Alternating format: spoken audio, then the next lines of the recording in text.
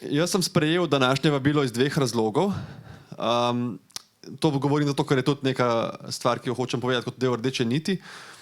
Prvič zato, ker se mi zdi ena lepa iniciativa in drugič zato, ker sem mislil, da je v botaničnem vrtu in to je 5 minut od mojega doma in sem rekel, to bom pa šel s kolesom, pa bom takoj in ni problem, tudi če imam očetovski dopust.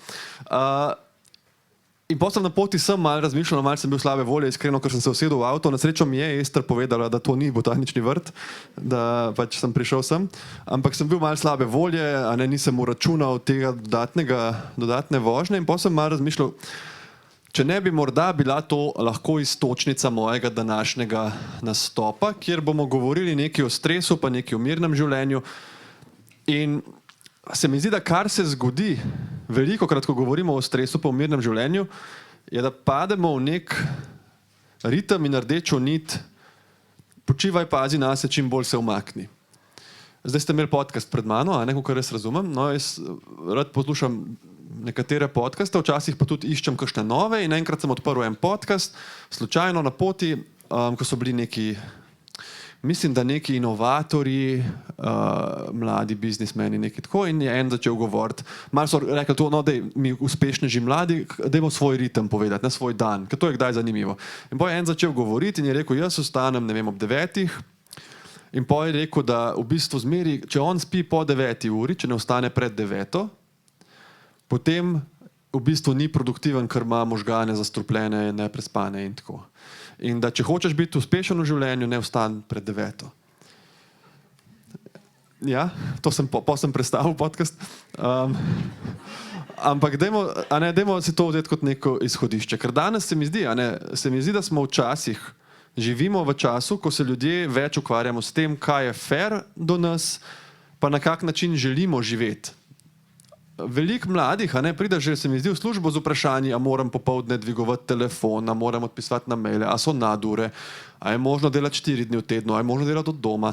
In to se mi zdi super, važno. In če je to možno, da si nekako organiziraš življenje na ta način, super. Ampak dajmo pogledati nekako en čist tak primer, vstajanja po 9 pa dela 4 ure na dan.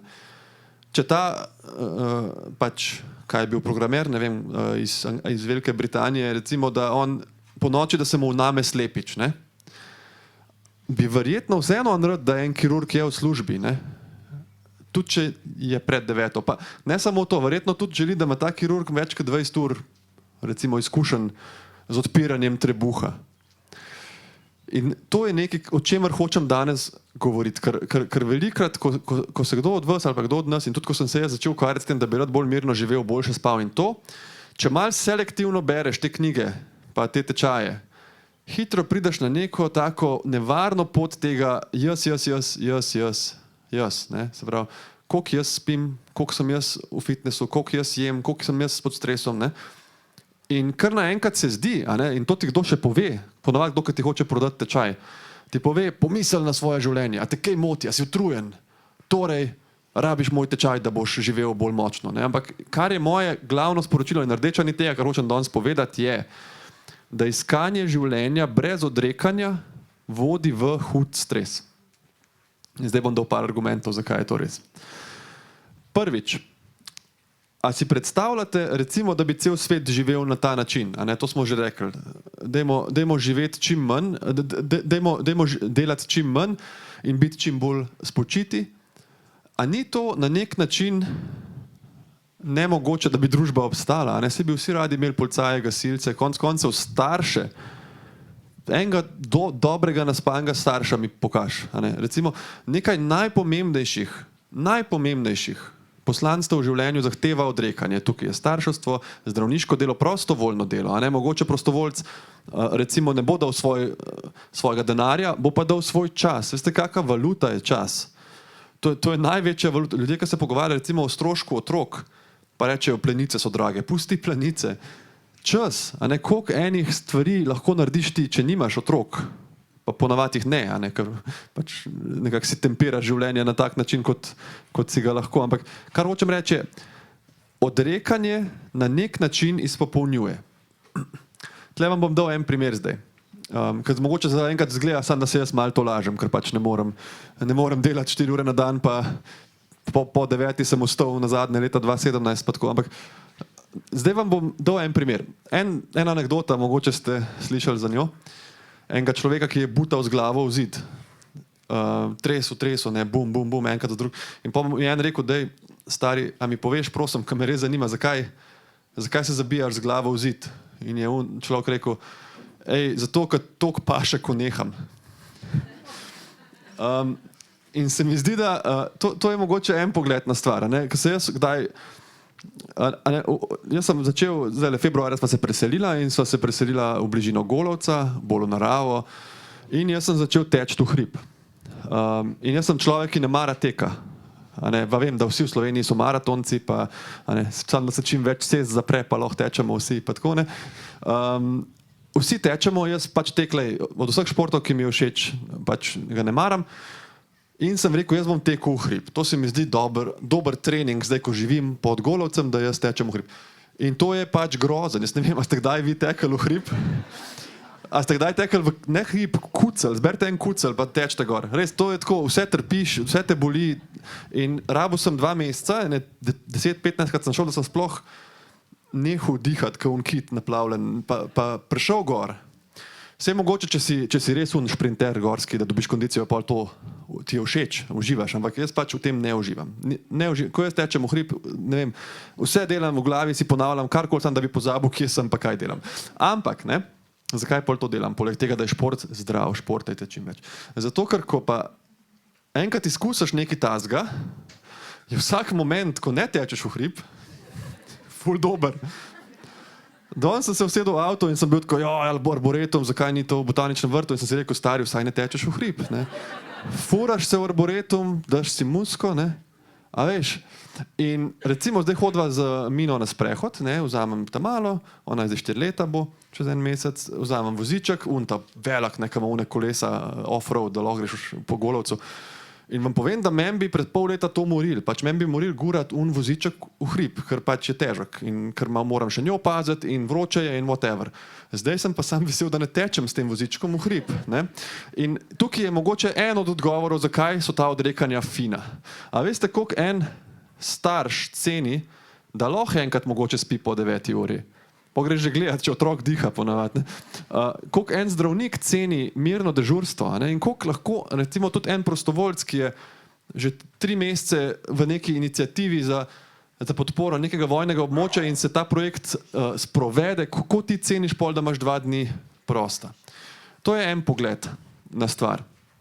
Se pravi, da če si prekomerno obremenjen, boš takrat, ko ne boš obremenjen, bolj polno začutil ta oddih. Tukaj bi sicer povedal jaz še eno stvar, in to je, da ni važno, je važno, zakaj je to odrekanje. Če si ti v službi po noči, pa zvečer, pa za vikend, da ima šef več keša, boš manj izpopolnjen, pa prej izgorel, kot če si za paciente ali pa za nekaj, v kar ti verjameš. Saj konec koncev, kako se pač razvijajo fenomenalni ljudje. Če pogledate, ne vem, vprašajte kakšnega pevca, pevko, ki je uspel, ali pa igralca, ali pa podjetnika. Vse to ni bilo, od 9 do 12 delov, pa doma bodrenje situacije, pa tako. Jaz pišem zvečer ponavadi, ko Mina zaspi tam 8:45, imam jaz 1 uro, ko bi lahko gledal televizijo ali pa spal. In enostavno vem, da mi to tako veliko pomeni, da bi pisal, da nočem tega premikati v nek hipotetičen scenarij v prihodnosti, ko bom imel čas. Se pravi, če si ti odrekaš, če si vzameš spanje, če si vzameš počitek, zato ker bi rad bil v boljši formi, ker bi rad pisal, ker bi rad slikal, ker bi rad delal nek svoj projekt, svoj SP, spet, je to nevarno, da potem odpreš družabno omrežje in ti nekdo govori, če si v stresu, živiš narobe. Če ne spiš, zameni službo, pusti vse, lej mene, jaz sem na jahti, skozi spim in tako ne. In to je pač nevarnost družbenih omrežij. Tako da se mi zdi, da vsi, ki ste kdaj utrujeni in smo kdaj utrujeni, delamo ponavadi nekaj prav. Zdaj pa še druga plat kovanca. Upam, da ni še pol ure, ker nimam ure. Druga plat kovanca je to, da zakaj bi bilo pa fajn, kot sem prej rekel, iti ven iz tega, iščem srečo in iščem mir, in se ukvarjam jaz in pogledati druge. Kaj je poanta in kaj je fora altruizma? Ne vem, a veste definicijo altruizma? Najbrž vsak mal ve, kaj to pomeni. Ampak je mal bolj, bom rekel, ne toliko neposredna, kot zgleda.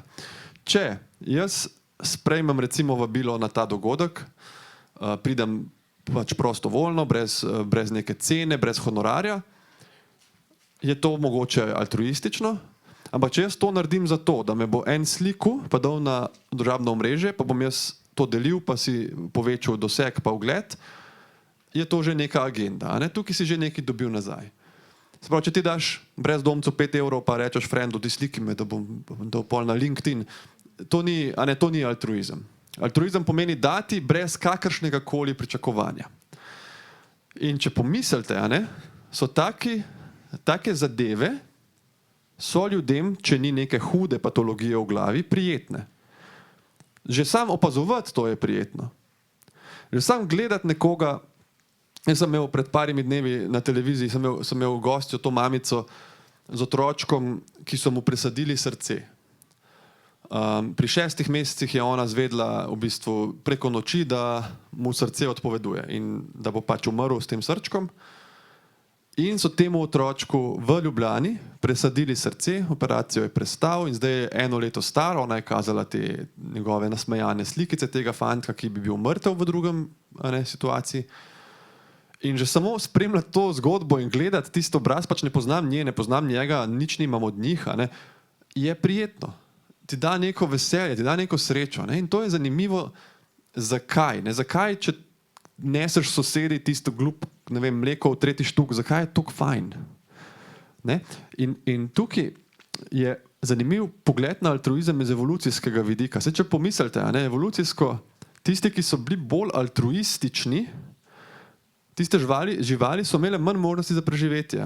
Če je neka opica ali pa nek nosorog, da je dal pol svoje hrane neki opici iz druge šume, pa rekel, pust, v redu je.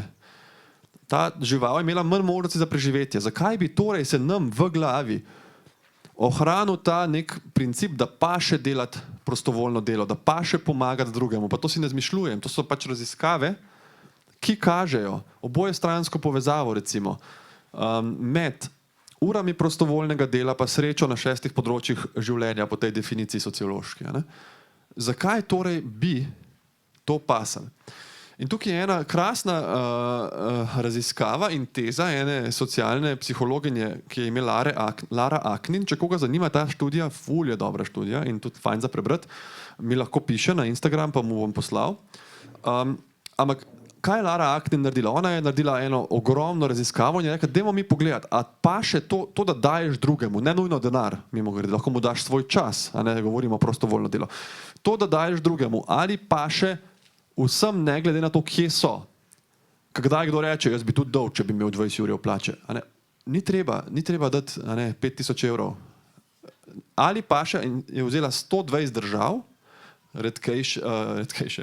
revnejše, bogatejše države, več kot 120 000 vprašalnikov, pa 4 poskuse je naredila. In to so bili taki zelo domiselni poskusi. Vam bom samo enega povedal od njih. Vzela je takole skupino ljudi v predavalnico, hkrati v Ugandi pa Kanadi, se pravi, da vidite razliko, a bo v revnejši državi drugače kot v bogatejši. In je rekla, ok, dajte izpolniti te vprašalnike o počutju. To so eni standardizirani vprašalniki, ne bom šel v to, kot pravim, če koga zanima, mu pošljem. In oni so to izpolnili, kako se počutiš, sreča, zadovoljstvo, afekt. In potem je rekla, hvala, ker ste mi pomagali, recimo, če bi vi to bili, hvala, ker ste mi pomagali, tamle na poti ven, lahko vzamete eno vrečko z malenkostmi. In jim je povedala, koliko je not. Je rekla, za $3 ali kjerkoli valuta, za $3 stvari je v tej vrečki, nek sok, kuli, čokolada. Lahko vzamete ali pa pustite. In tisti, ki pustijo, bomo pol nesli temu enemu otročku iz te otroške bolnice, ki je tukaj blizu. No in oni so vstali, recimo, hvala, eni so vzeli, eni so rekli, pust, pošlji tja. In kaj se je zgodilo, tik preden so šli ven, to je bila fora teh raziskovalcev, so rekli, joj, sam še en vprašalnik rešite. In pa so gledali, a lahko dokažejo razliko v afektu po tej eni banalni odločitvi $3, zase ali za drugega, a lahko je že neka razlika dokazana z tem objektivnim vprašalnikom. In so dejansko ugotovili, da pri ljudeh, ki so te bedne $3 dali enemu otročku, so se, glede na te stvari, ki so jih obkrožili, počutili že malo bolje. Take prelomne stvari. In zdaj ona, potem ko je to vse analizirala, ona je gledala bolj ta pro-social spending, se pravi dajanje tudi denarja za neke dobrodelne namene drugim, je videla, da so konsistentne pozitivne spremembe v glavi mene, ne glede na to, kje živim na svetu, če dajem čas ali denar drugemu. In to se mi zdi važno iz večjih pogledov. Prvič zato, ker smo v času, ki je pač napet, ki je težek, kjer je veliko sovraštva, veliko vojn, in se je dobro spomniti, da v resnici možgane imamo zvezane na način, da nagrajujejo prijaznost in sodelovanje. Drugič pa zato, ker spet, veliko nas išče nek mir, neko ravnovesje in tukaj padaš v ta jaz cikl. Koliko sem jaz zdaj spočit, koliko jaz delam, koliko bi lahko jaz delal kaj drugega. A veste, koliko ljudi, to je noro, koliko ljudi je mene v zadnjih 3 letih vprašali, a boš pustil medicino? Res, najprej, ko sem knjigo izdal, pol z Instagramom, pol z drugo knjigo, a boš zdaj pustil, kdaj boš pustil, kada je to, a veste, kada je zdravniška služba nek tak začasna fora, dokler ne najdeš nekaj boljšega, greš malo v klinični center, sam čakaš, da boš lahko šel kam drugam. Ampak na nek način jih razumem. Moja služba recimo izven kliničnega centra je to, spim do 9, recimo, če mi se hčerka pusti, se odpeljem v arboretum, kaj objavim, kaj napišem. Ni to oni gnojni turi med ritnicami ob 5:30 že, ki jih pač ne sam gledaš, moraš še malo potipati, da vidiš, če kaj ven pride. Ampak kaj je tukaj poanta? Da jaz recimo najboljš v življenju spim, odkar sem dobil otroka. Kolektivno spim manj, ampak ko spim pa fantastično, globoko in mirno. In potem sem razmišljal, zakaj? Je to samo zato, ker sem utrujen? Ne vem, sem tudi prej bil utrujen, se mi je zdelo, da sem celo življenje utrujen, ne vem, da vidi tudi tak občutek, ampak skozi sam nekam gremo, pa nekaj delamo, pa smo nekaj zmatrani. Ni samo to, ampak kar naenkrat je teh 1000 vprašanj, jaz, koliko sem jaz spal, koliko sem jaz utrujen, se je sam premaknil na to, kako je ona. A je ona zdrava? A ona počiva, sem jo uspavil, in to ti odleti v stres in se uležeš in dokler te seveda ne pokliče spet zaspiš. In tukaj je velikokrat en cilj, če nas nekaj muči, če ne moramo spati, če smo v hudem stresu, pa probamo meditirati, pa se probamo umakniti, pustimo zdaj, če si izgorel, če si toliko daleč, da rabiš bolniško, nimaš ti kaj zdaj prostovoljno delati, tukaj moraš zase poskrbeti. Tukaj seveda moram ta disclaimer dati, huda depresija prav tako, nekdo, ki je depresiven, ne bo mogel iti pač v neko prostovoljno akcijo. Takrat je že mogoče malo prepozno, ampak če imaš nek stres, je včasih fajn premakniti, pogledati sebe na druge in narediti nekaj lepega za koga in na ta način prispevati malo k svetu, malo pa tudi k sebi.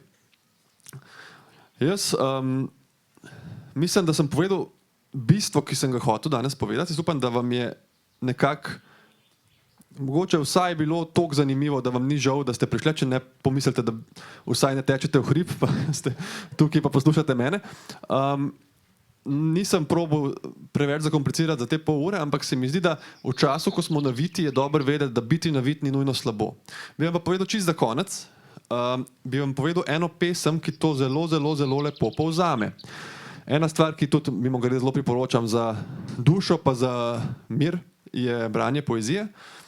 In ne vem, če se spomnite iz gimnazije, zagotovo ste jo brali, pesem Jadro od Lermontova, ki zelo lepo to iskanje sreče in miru povzame in je nekako sporočilo tega, kar sem vam danes govoril. Gre pa tako. Na sini morski se gladini, v meglicah jadro lesketa. Le česa išče si v tujini in kaj pustilo je doma. Morje kipi in veter vleče, škripaje jambor se šibi. A jadro si ne išče sreče, pred srečo tudi ne beži. Nad njim se sončna luč razžarja, pod njim je morje vdal in šir. A jadro si želi viharja, kot da v viharju bil bi mir. Hvala lepa za vašo pozornost.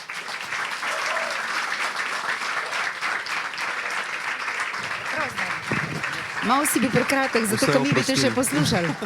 Malo si pohitril, ne, ampak jaz bom samo izkoristila priložnost, da se ti iskreno zahvalim, kljub tvojemu očetovskemu zdaj drugič in vse, a ima mogoče kdo kakšno vprašanje?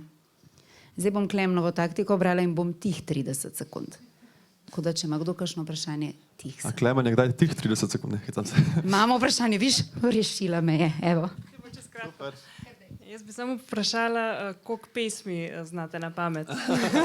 Ker vem, da v prostem času, oziroma ko imate kakšno minuto časa, da se naučite.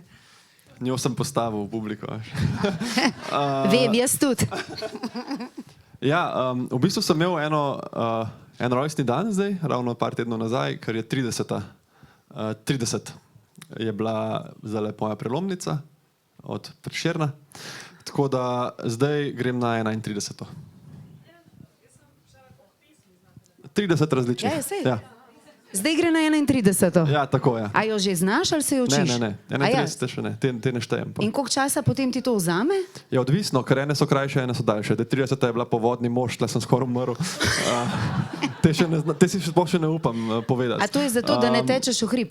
Se raj te smišliš? Tako je. Vsaj povodnega moža se naučim, si rečem, ko tečem v hrib. Ene so krajše, ene so daljše, ampak ko smo začeli, to je bila ena skupina, ki jo je Nik Škrlec dal pobudo s svojim spominskim idejami. Takrat smo imeli eno na teden, ne? In pa si res se učil in probaval. Zdaj pa bolj tako, po moje, od 2 do 6 tednov, koliko imam časa, da vadim, pa koliko me veseli. Nočem narediti iz tega nek projekt, pa nek delo, ki me bo nehal veseliti. Ampak je pa super, ko se takole voziš, ali pa padeš v kakšno gužvo, ali pa na pošti, pa si pač govoriš pesmi, pa zdaj pridem mene 35 minut, če grem čez vse, ne? Tako da si kar lahko tam okolo obvozance prepeleš. Če se ti ne da radija poslušati. Kera faca. Aj še kdo? David je res faca, a Nino. A ste imeli tako občutek? Jaz nisem. Jaz, ko sem njega začela spremljati, tako sem rekla, pa Jan je bil, joj, pa knjige, pa školiko je on v redu, pa tako, pa to, pa zdravnik. Potem sem ga pa spoznala, potem sem pa videla, da bi bil lahko stand-up komik. Dejansko je res si faca. A ima še kdo kakšno vprašanje? Ne? Ja, kako ste pridna publika, čeprav to ni dober. Jaz te bom vprašala, kako preživljaš zdaj te trenutke ob novorojenčku, v bistvu? A se zdaj ful bolj povezuješ s starejšo? Pri nas je bilo tako, da Jan je pol kar naenkrat prevzel vlogo, da je starejšo odpeljal, a je zdaj mamica bolj z dojenčkom, oziroma kako si to porazdelite? Ja, mislim, obdobje je zagotovo težko, no, jaz mislim, da to je treba vedno reči tudi, da je, kolikor je lepo, je tudi težko in take stvari obstajajo, ne, ki so lepe in težke hkrati. Veliko sva z Mino skupaj, seveda probam se tudi s tam malim kolikor toliko družiti, kolikor se pač z dojenčkom da. Je pa lepo živeti v Sloveniji, no, ne vem, če ste to kdaj pomislili, pač 2 meseca imamo zdaj že namesto očetovskega. Jaz imam prijatelje v Švici, na Skandinaviji, posod, ki imajo po 2 tedna, recimo mamice, ne, 6 tednov, 2 meseca, to je to, oče pa itak nič, ne. Tako da se mi zdi, da iz tega vidika je naša država do družine res super. Sem pa tudi ugotovil za eno stvar in sicer, da sem hiperstimuliran v vsakdanjem življenju. Da, tako, če imam kakšen dan res počasen, da smo tam na vrtu, pa tam malo kaj drema, Mina kaj okoli teče, je res težko sam tam sedeti, ne da bi kaj pisal, bral, gledal, snemal. Res tako prav, malo sem spet ugotovil, da sem mogoče malo odvisen od telefona. In zdaj se probam bremzati, ampak je težko kdaj, no. Mogoče rab vsak daj kakšno tako obdobje in iskreno, kakor se mi pol težko odpeljati na kaj tazga, mi paše, ker začnem razmišljati kaj, kar ni v zvezi z plenicami, pa hrano, pa vsem tem, ne, pa vidim odrasle ljudi, pa tako. Ker to je tako, ne, pač z ženo, pač s partnerjem postaneš pač tako, kdo bo koga previl, kdo bo koga uspaval, kdo bo kaj skuhal, pač ni to nekih debat o pesmih, pa o miru, pa ne vem kaj, ne. Bereš sicer veliko, jaz z Mino berem, ampak so to pač te pravljice za otroke, tako da ja, mislim, da smo vsi malo naviti in stimulirani s temi vsemi stvarmi, ki jih počnemo, pa ne vem, če je to nujno slabo, je pa fajn, da se znaš kdaj ustaviti. Lej, obrn se, tamle v zadnji sedijo moji otroci, tako da tudi do tega prideš. Tudi do tega prideš, da so tam in da si ti lahko hvala lepa še enkrat. Prišla, zdaj pa je dom, ampak se bo on tudi zrastel. Seveda, naslednje leto bomo v botaničnem, ne? Še eno vprašanje? Ja. Ker je glih začel o tem govoriti, sama sem tudi mamica in me zanima, kako hranjata z ženo iskrico med vama. A ne, ko pridejo otroci, jaz imam sicer samo eno, ampak v vašem primeru imate dva in zdaj dojenček spet zahteva vso pozornost, pač vse veste, kaj hočem vprašati. Ja, popolnoma vem in moram reči, da drugo je to dosti bolj preprosto, enostavno zato, ker smo pričakovala. Ne? In sva nekako oba sprejela, da naju kot naju pač nekaj časa ne bo v tem vidiku. Ne? Prvič, ko pa pride, si pa res šokiran. Jaz sem z Ester, jaz sva postala par, ker sem bila stara 19 let, ne? In Mino sva imela pri 30-ih in do takrat si pač skozi skupaj in kaj bo, in točno to, ne, kaj nama paše, kam bova šla, kaj bova delala, kaj bova gledala, serije in pol si nekaj časa sodelavci, mislim, na nek način, ne? Pač tam rihta šunga, tam avga, rihta en, rihta drug. Se mi zdi, da tukaj prvi korak je to, ne? Da sprejmeš, da to pač bo nastalo in da za nekaj časa bo drugače. Veliko to življenje je tako, ne? Da če se upiraš nečemu, kar je ratalo, si v večjem stresu, kot če se sam na nek način skušaš prilagoditi. Se to tudi ljudje kdaj delajo, ne? Menjajo službe, menjajo partnerje, prijatelje, okolje. Tukaj ni zame, ona ni zame, on ni zame. Ne? A pa je kdo, a veš, sorry, a je nekje na svetu nek prostor, kjer te bojo vsi sprejeli, vsi imeli radi, temperatura bo popolna. Na nek način je boljš, če si ti probaš v okolju, kjer si seveda na njega pozitivno vplivati, ampak se tudi prilagoditi. In se mi zdi, da predvsem je tukaj to vedenje, da je drugače, da ne bo vedno drugače in da mora biti skupaj pač na ta način močna. Ne? Da zdaj pač mogoče ne bo teh metuljčkov v trebuhu nekaj časa, pa daril, pa pozornosti malih, pa to, pa ne bova šla skupaj sama v terme, ampak otroci tudi rastejo. Ne? Se na nek način je najbolj smotno, kar lahko narediš, da komi čakaš, da bojo večji, pa ko so večji, gledaš slike, ki so bili mali, pa si tako, ko so bili luškani. Ker se mi zdi, da nekje sem prebral, da do 12 leta starosti otroka preživiš 80% časa, ki ga boš kadarkoli preživel z otrokom. In pol, ko to prebereš, v bistvu ne hitiš več toka. Ne? Tako da, tle sam se mi zdi važno, da se pogovarjaš, no? In da si rečeš iskreno in da probaš najti, se najdeš tudi čas zase, a ne pa tudi, če je to, da greš pa zvečer sam malo ležati na kavču, ampak predvsem pa, da si rečeš, lej, sva v tem skupaj in to je eno obdobje pač minejo. Ne? Še kdo? Ali ga lahko spustimo domov? Kaj ga čakajo obveznosti? Čeprav ne vem, če bi račel, glede na povedano. David, lahko si še kle, Eva pride 5, lahko greš malo na akrojogo, lahko rečeš Ester, da se je zavlekel, lahko mene ukriviš. To bo iskrica, če rečem, da sem bil na akrojogi, ne mislim, da sem prišel domov. Bo zaživela spet iskrica. No, vidiš. Hvala lepa. Še enkrat. Z veseljem, hvala, da ste poslušali.